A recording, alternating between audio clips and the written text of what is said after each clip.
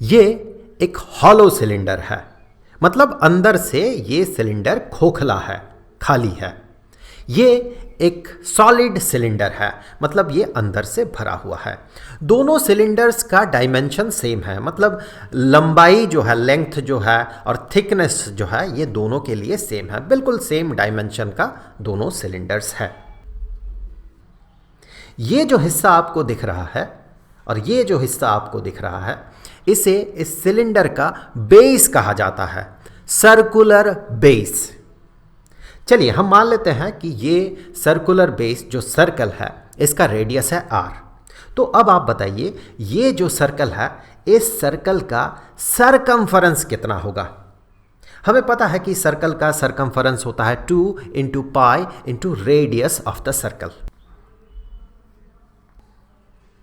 हमें इस सिलेंडर का जो कर्व्ड सरफेस है, देखिए ये जो सरफेस है, ये इसका कर्व्ड सरफेस नहीं है, बल्कि ये प्लेन सरफेस है।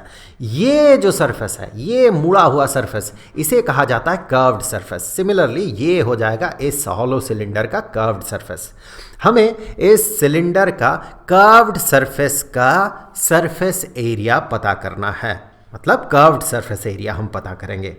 अब चूंकि दोनों सिलेंडर्स का डायमेंशंस सेम है, लंबाई मोटाई दोनों का सेम है, तो ऑब्वियसली दोनों का कर्व्ड सरफेस जो होगा वो सेम होगा।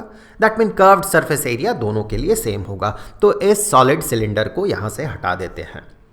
हमने क्या देखा था कि इसका जो रेडियस है, सर्कुलर बेस का जो रेडियस है, ये है r। और चलिए मान लेते हैं कि इसका जो हाइट है, ये हाइट है h। और हमने ये भी देखा था कि ये जो सर्कुलर बेस है, इस सर्कुलर बेस का जो सरकमफरेंस है, वो सरकमफरेंस होगा 2 इंटू पाई इंटू r। अब हम क्या करते हैं, इसी सिलेंडर को यहां पर कॉपी कर लेते हैं। और कॉपी करने के बाद हम क्या करेंगे, इसे हम इस जगह से बिल्कुल सीधे हम काट लेंगे। काट के हम इसे खोलेंगे। हमने थोड़ा सा इसे खोला यहां पर। अब आप बताइए, ये जो लेंथ है, ये लेंथ कितना होगा? ऑब्वियसली जब ये पूरी तरह से मुड़ा हुआ था तो ये लेंथ कितना था? ये लेंथ था 2 पाई r। तो अब खुलने के बाद भी वो लेंथ तो सेम ही रहेगा। दैट मीन ये जो रेड कलर का आपको कर्व्ड लाइन दिख रहा है, इसका लेंथ होगा 2 इंटू पाई इंटू r।